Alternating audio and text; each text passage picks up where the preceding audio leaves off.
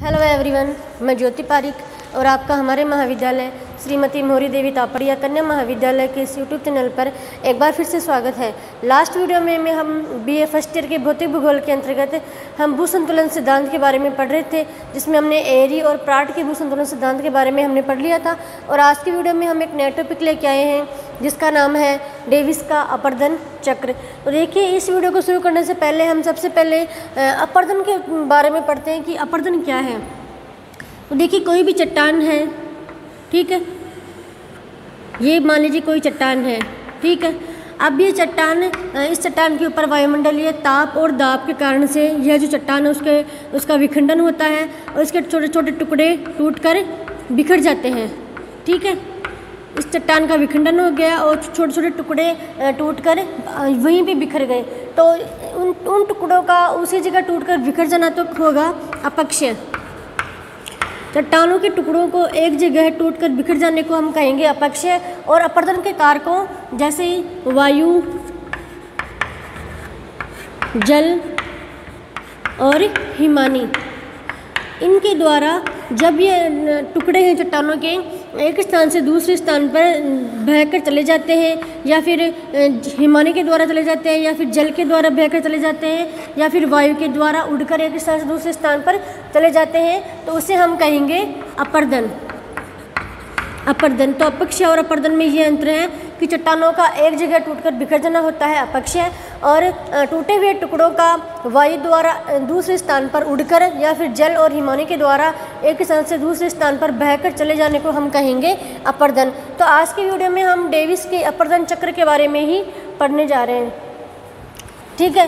तो देखिए, अपर्दन चक्र के बारे में जो सबसे पहले जो विचार प्रस्तुत किए थे उसे वो किए थे जेम्स हटन ने। इसलिए जेम्स हटन को अपर्दन चक्र की विचारधारा के प्रेरणा माने जाते हैं। अपर्दन चक्र की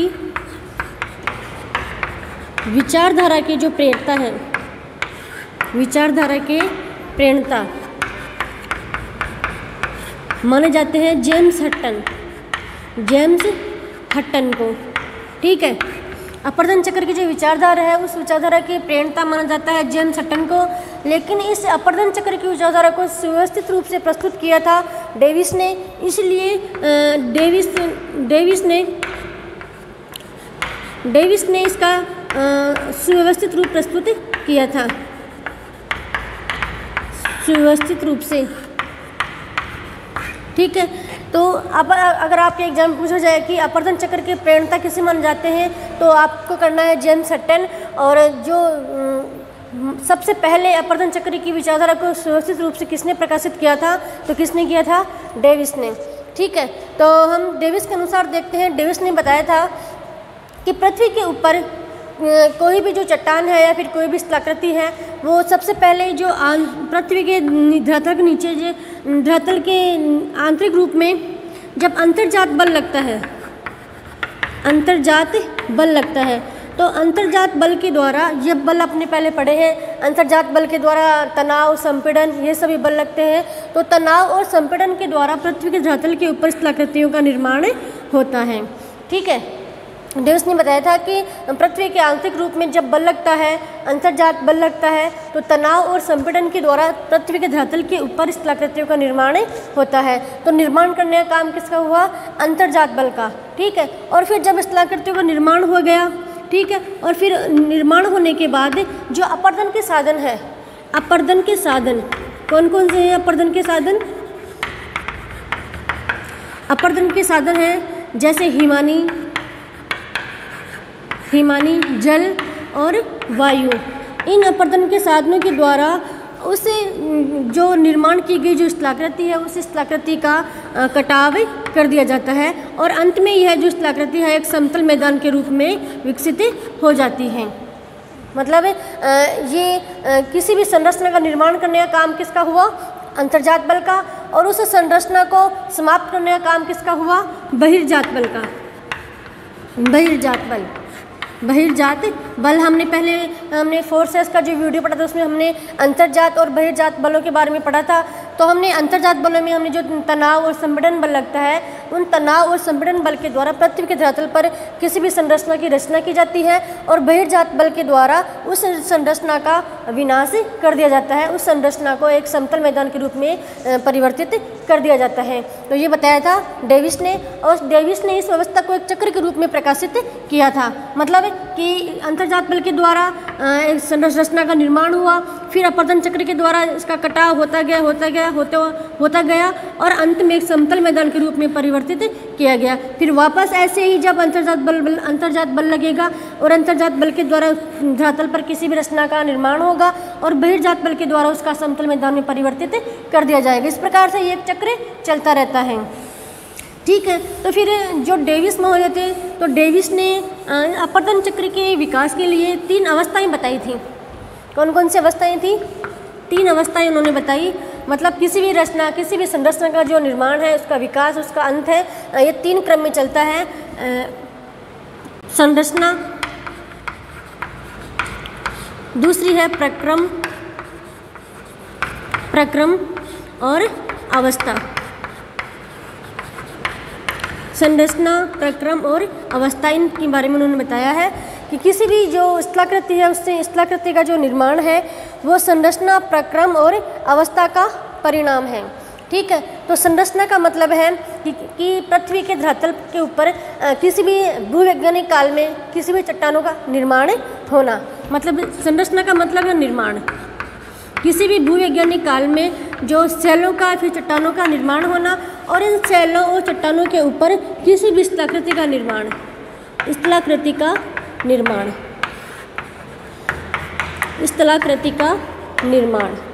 ठीक है, मतलब अंतर्जात बल के द्वारा जब संपीड़न और तनाव जो बल लगता है, उससे पृथ्वी के ऊपरी भाग में, पृथ्वी के धरातल के ऊपर शैलों का निर्माण होता है और फिर जो स्थलाकृतियाँ हैं, उन स्थलाकृतियों का निर्माण होता है। उसके बाद उन्होंने प्रक्रम की जो अवस्था बताई, उसमें उन्होंने कहा कि प्रक्रम का जो मतलब है, उन्होंने बताया परिवर्तन से। ठीक है, तो प्रक्रम वह विधि है जिसके द्वारा किसी भी भूभाग की मूल आकृति में परिवर्तन होता है। मूल आकृति में परिवर्तन।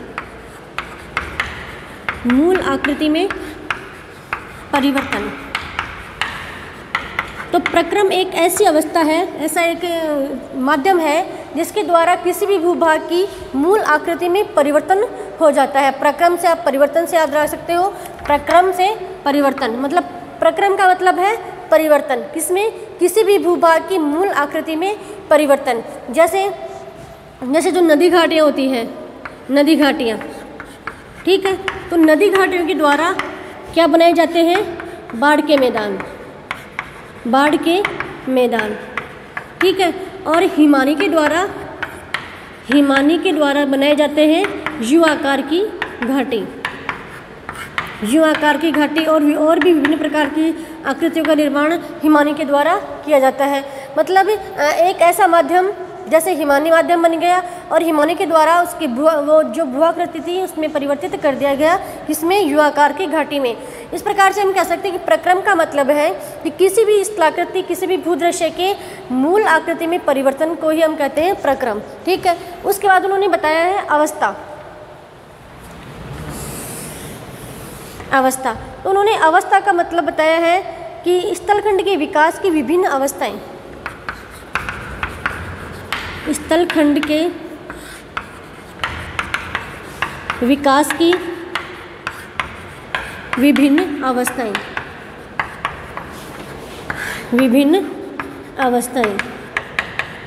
तो उन्होंने किसी भी स्थलखंड, किसी भी भूदृश्य का जो निर्माण होता है, पहले उसका निर्माण होता है, फिर उसका विकास होता है और फिर उसका अंत होता है। इस प्रकार से उन्होंने किसी भी स्थलखंड के विकास की 3 अवस्थाएं बताई हैं। 3 अवस्थाएं उन्होंने 3 अवस्थाएं बताई हैं। उन्होंने पहली अवस्था बताई है युवावस्था, प्रौढ़ावस्था और वृद्धावस्था। उन्होंने किसी भी स्थलखंड के विकास की 3 अवस्थाएं बताई है, युवावस्था, प्रौढ़ावस्था और वृद्धावस्था, ठीक है। तो अब इस पूरे प्रक्रम को हम एक डायग्राम के माध्यम से समझते हैं। जैसे मान लीजिए उन्होंने किसी भी संरचना के विकास का एक समय का परिणाम बताया है, समय। ठीक है, मतलब किसी भी संरचना का जो निर्माण होता है, फिर उसका विकास होता है और उसका अंत होता है, तो इस पूरे प्रक्रम में बहुत अधिक समय लगता है। तो उन्होंने किसी भी स्थलखंड के विकास को एक समय का प्रतिफल बताया है। तो नीचे हम मानेंगे इस डायग्राम में समय और फिर ऊंचाई। तो देखिए, किसी समय में किसी एक स्थलखंड का सबसे पहले विकास होता है, ठीक है, या फिर उसका उत्थान होता है। सबसे पहले किसी स्थलखंड का उत्थान हुआ, ठीक है, फिर उत्थान होने के बाद में उसका विकास होता है, ठीक है, और फिर धीरे धीरे उसका अपरदन शुरू हो जाता है। अपरदन शुरू होता है और फिर लास्ट में यह एक समतल या फिर एक समप्राय मैदान में परिवर्तित हो जाता है, ठीक है। उन्होंने सबसे पहले किसी भी एक स्थलखंड का विकास बताया, उत्थान बताया, फिर उसका विकास हुआ और फिर लास्ट में अपरदन के द्वारा उसका पूरी तरीके से यह जो स्थलाकृति है वह एक समप्राय मैदान में परिवर्तित हो जाती है, ठीक है। उन्होंने विकास की 3 अवस्थाएं बताई हैं। पहली अवस्था है युवावस्था, युवावस्था जिसमें किसी स्थलखंड का उत्थान हुआ है। सबसे पहले आप देख रहे हो कि सबसे पहले इसका उत्थान हो रहा है, यहाँ पे कहीं भी अपरदन नहीं हो रहा है, ठीक है, ये पहली अवस्था है, ठीक है। उन्होंने किसी भी स्थलखंड के विकास की 3 अवस्थाएं बताई है। पहली है युवावस्था, दूसरी है प्रौढ़ावस्था और तीसरी है वृद्धावस्था। तो पहली अवस्था युवावस्था है, इस युवावस्था में किसी भी, तो इस प्रकार से डेविस ने किसी भी स्थलाकृति के विकास की 3 अवस्थाएं बताई हैं। सबसे पहले उसका किसी भी स्थलाकृति का विकास होता है, फिर उसका विकास समाप्त होने के बाद उसका अपरदन शुरू हो जाता है और अपरदन जब होता है लास्ट में अपरदन होकर यह एक समप्राय मैदान में विकसित हो जाता है। इस प्रकार से इसकी 3 अवस्थाएं हैं। पहली है संरचना, जिसमें इसका विकास, इसका निर्माण होता है। दूसरी है प्रक्रम और अवस्था। ये 3 अवस्था उन्होंने किसी भी स्थलाकृति के विकास की बताई है। तो इस प्रकार से आज के वीडियो में हमने डेविस के अपरदन चक्र के बारे में पढ़ा है और नेक्स्ट वीडियो में हम पेंग के अपरदन चक्र के बारे में पढ़ेंगे। तब तक के लिए धन्यवाद।